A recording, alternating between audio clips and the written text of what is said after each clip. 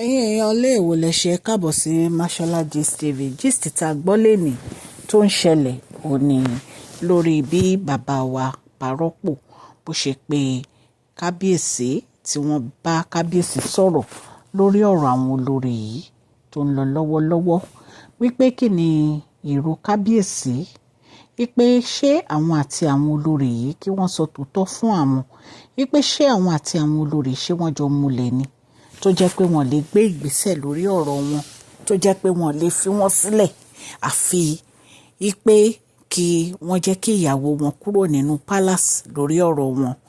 Wọ́n ní nǹkan tí Ropo béèrè lọ́wọ́ kábíyèsí nìyẹn ẹ̀yin èèyàn lé bí a ṣe gbọ́ allegedly. Wọ́n ní bàbá wọn pè wọ́n pé láti ìgbà tí Queen Naomi ti kúrò nínú palace làwọn ti ń wo kábíyèsí wípé inú àwọn ò dẹ̀ dùn sí gbogbo nǹkan tó ń ṣẹlẹ̀ yìí wípé kí ló dé tí kábíyèsí ò lè yọ̀ǹda àwọn olórí yìí kí wọ́n mú ìyàwó wọn tí Ọlọ́run tó kọ mọ́ wọn padà kí wọ́n má ṣe mistake wípé àwọn ò fẹ́ kí kábíyèsí ṣe mistake àwọn làwọn bí kábíyèsí wípé kò sí ẹni tó lè dàbí Queen Naomi nínú gbogbo àwọn olórí tí wọ́n kó jọ yìí wípé ìgbésẹ̀ tí kábíyèsí máa gbé tó jẹ́ pé ó máa jẹ́ ìgbésẹ̀ tó jẹ́ pé ó máa bà wọ́n nínú jẹ́ àwọn ò fẹ́ kán gbé wípé àwọn ò dẹ̀ fẹ́ kí kábíyèsí lajú wọn sílẹ̀ nǹkan tí ò yẹ kó ṣẹlẹ̀ ṣẹlẹ̀ wípé so àwọn ń béèrè lọ́wọ́ kábíyèsí ní ìsìn pé ṣé wọ́n bá àwọn olórí ń múlẹ̀ ni wọ́n ní kábíyèsí ò sọ̀rọ̀ wọ́n ní kábíyèsí kàn ń wò wọ́n ní allegedly bá ṣe gbọ́ ní o ẹ mọ̀ pé mi ìbá kábíyèsí gbénú palace o wọ́n ní kábíyèsí ò lè dá wọn lóhùn wọ́n ní bàbá wọn ní kí wọ́n má ṣe mistake o kí wọ́n má ṣe mistake rárá wípé ṣé wọ́n ti gbọ́ gbogbo nǹkan tí àwọn sí àyè yìí ń sọ wípé tí Queen Naomi ò bá wà pẹ̀lú wọn nǹkan ò ní rọgbọ wípé àwọn ò dẹ̀ ní fẹ́ kí wọ́n lose Queen Naomi wípé so ìgbésẹ̀ tí kábíyèsí bá máa gbé wípé kó jẹ́ ìgbésẹ̀ tó jẹ́ pé ó máa jẹ́ ìgbésẹ̀ tó jẹ́ pé ó máa jẹ́ ìdùnnú fún àwọn gangan fúnra wọn wípé kí wọ́n má lọ ṣe mistake wípé torí téèyàn bá ti ṣe ẹsẹ̀ gbé báyìí wípé ó parí nìyẹn nǹkan tá a gbọ́ nìyẹn allegedly tán ní bàbá wọn kò sọ fún wọn. èyí náà mọ gbogbo nǹkan tó ń ṣẹlẹ̀ lórí ọ̀rọ̀ kábíyèsí àti Queen Naomi tó jẹ́ pé ìgbà tí àǹtí wa ti bímọ ni Queen Naomi ti bínú kúrò nínú palace.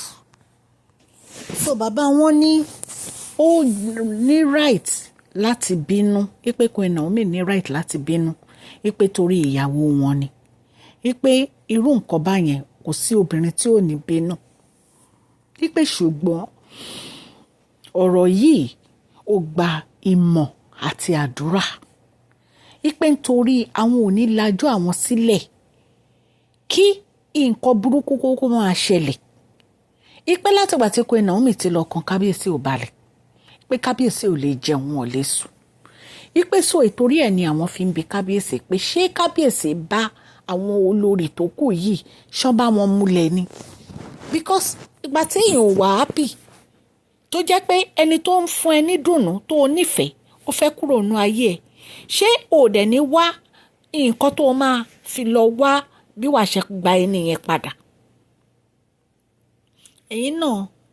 ẹ̀yin náà mọ gbogbo nǹkan tó ṣẹlẹ̀ látìgbà tá àǹtí wa ti bímọ báyìí àǹtí wa ayé ni Queen Naomi ti sọ fún kábíyèsí pé wọ́n wà transparent náà ti bínú náà ti lọ up till now wọ́n ṣì wà lórí ọ̀rọ̀ yẹn up till now nǹkan tí bàbá wọn fi ń pè wọ́n nìyẹn tó fi ń dá sọ̀rọ̀ yìí.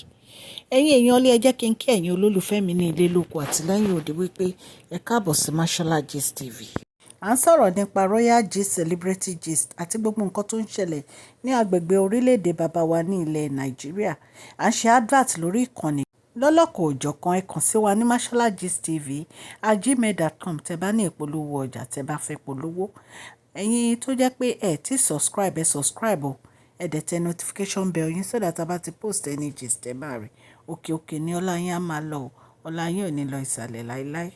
ẹ̀yin èèyàn lé bí a ṣe ń sọ lọ wọ́n ní Ropo bá kábíyèsí sọ̀rọ̀ o kábíyèsí sọ fún Ropo wípé Ọlọ́run á kọ́ àwọn mọ̀ ọ́ ṣe wípé àwọn ò ní ever fi ìyàwó àwọn sílẹ̀ wípé gbogbo nǹkan tó bá gbà làwọn máa fún láti fi gba ìyàwó àwọn padà. Wọ́n ní parọ́pò, wọ́n ní wọ́n sọ fún kábíyèsí pé kí wọ́n má lajú wọn sílẹ̀, kí wọ́n gbé ìgbésẹ̀ tó yẹ, kí wọ́n tètè dìde, kí wọ́n ṣe nǹkan tó bá yẹ kán ṣe kíákíá. Ẹ̀yin èèyàn lé nǹkan tá a gbọ́ nìyẹn allegedly. Bí a dẹ̀ tó ṣe gbọ́, wọ́n ní àwọn àǹtí wa wọ́n ní àwọn fámìlì wọn, wọ́n ní wọ́n ti ń béèrè fún ẹ̀tọ́ nítorí wípé àwọn náà ti bí ọmọ ọkùnrin sí inú pálásì bàbá wa. Ìgbà tí mo gbọ́ gist yẹn, mo ní àfi kó má jẹ́ gist yìí ò tó ni.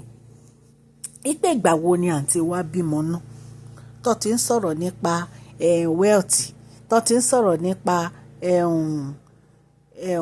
estate, tó ti ń sọ̀rọ̀ nípa oil company. Wọ́n ní kò sí nǹkan tí wọ́n sọ tán. Ọmọ tó bí yìí kò má tí ì pọ́mọ oṣù kan tí wọ́n láwọn fámílì náà ti ń sọ̀rọ̀ nípa gbogbo àwọn nǹkan báyìí. Ṣé ẹ mọ̀ pé nǹkan tí Queen Naomi fi gbé gbèsè nìyẹn pé àwọn ò fẹ́ wàhálà. Ẹ dẹ̀ mọ̀ gbogbo nǹkan tó ti ṣẹlẹ̀ láàrin àwọn àtàntí wa tẹ́lẹ̀ kó tó di pé ọ̀rọ̀ yìí ó wáyé. Ìbínú yìí náà, orí ìbínú yìí náà ni Queen Naomi wà báyìí o. Orí ìbínú yìí náà ni Queen Naomi wà báyìí o. Tí wọ́n tiẹ̀ tí ì jẹ́ kí wọ́n ṣẹ́tù ọ̀rọ̀ yìí, tí wọ́n ti ń sọ̀rọ̀ nípa wealth. Wọ́n ní wọ́n sọ pé kábíyèsí ní oil company, orúkọ Tadé ní káwò nìkan ló wà. Kábíyèsí ní mansion, orúkọ Tadé ní káwò nìkan ló wà. Kábíyèsí ní àwọn estate management. Ẹ ṣáà mọ̀ pé gbogbo àwọn estate kìíní yẹn kábíyèsí ní wọ́n lórúkọ Tadé ní káwò nìkan náà wà. Wọ́n lá ọmọ àwọn náà ọkùnrin ni, àwọn náà fẹ́ tó ta wọn. Nǹkan tá a gbọ́ nìyẹn o. Tó bá jẹ́ pé lóòótọ́ o, allegedly bá ṣe gbọ́ o, ó yà wá lẹ́nu ńgbà tá a gbọ́. Ẹ̀yin èèyàn lé ẹ̀rí pé èyí tó lágbára. Àfi kí Ọlọ́run Elédùmarè kó kọ́ kábíyèsí bí wọ́n ṣe máa gbé ìgbésẹ̀ lórí ọ̀rọ̀ yìí. Even gan wọ́n ní parọ́pò gan sọ fún wọn pé kí kábíyèsí kan wà careful pẹ̀lú family àǹtí wa nǹkan tá a gbọ́ nìyẹn. Ipe kí kábíyèsí wà very very careful ipe torí àwọn family yìí wọ́n ní nǹkan kan tí wọ́n ń lé. Nǹkan tá a gbọ́ nìyẹn yín èèyàn o. Ẹ mọ̀ pé mi ìbá kábíyèsí gbé palace, ṣùgbọ́n nǹkan tá a bá ń gbọ́ àwa wa máa torchlight ẹ̀ fún yín. Ọlọ́run Elédùmarè á kọ́ kábíyèsí mọ̀ ọ́ ṣe. Ẹ jẹ́ kí n sọ fún yín, kábíyèsí náà mọ nǹkan tó ń ṣe. Wọ́n ríran dáadáa. Wọ́n mọ nǹkan tó ń ṣẹlẹ̀. Wọ́n mọ ẹni tó ń sáré ogun. Wọ́n mọ ẹni tó ń sáré wá nítorí epo. Wọ́n mọ ẹni tó ń sáré wá nítorí wealth. Gbogbo ẹ̀ ní kábíyèsí mọ̀. Mo dẹ̀ mọ̀ pé Ọlọ́run á kọ́ wọn láti gbé ìgbésẹ̀ tó dáa lórí ọ̀rọ̀ yìí. Tí n bá tún gbọ́ update lórí ọ̀rọ̀ yìí, máa mú wá fún yín, ẹ̀yin èèyàn lé. Etí tẹ fi ń gbọ́ mi ò ní di, ọwọ́ tẹ fi ń tẹ subscribe like kò ní kan ìsàlẹ̀ àpò.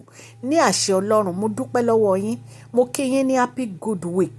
Ọ̀sẹ̀ yìí á sàn yín sówó, á sàn yín sọmọ, á sàn yín sálàáfíà. Ẹ má gbàgbé kẹ́ fún fídíò yìí ní thumbs up o. Please share this video, like and subscribe. Mashola Gist TV. Love you all.